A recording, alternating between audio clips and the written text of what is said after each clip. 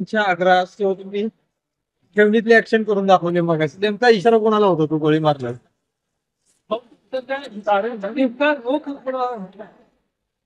माझा ॲक्शनचा रोख जो होता तो निश्चितपणे या महिलांच्या योजनेमध्ये आडवे येणाऱ्यांच्यावरती होता.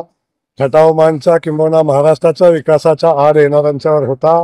तुम्ही म्हटला तर कुठल्या बाजूला होता तुम्हाला माहिती आहे, त्यामुळे मी त्याच्यावर काय बोलणार नाही. परंतु समजणे वालों को इशारा काफी होता. माझा रोख कुठल्या दिशेला होता तुम्ही बघितलेला आहे. त्यामुळे बिलकुल आपण निश्चिंत राहा. इशारा जो आहे आणि निशाणा तो आहे तो योग्य ठिकाणी लागलेला आहे.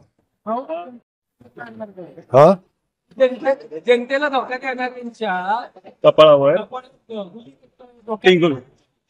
पाहू आणणार का?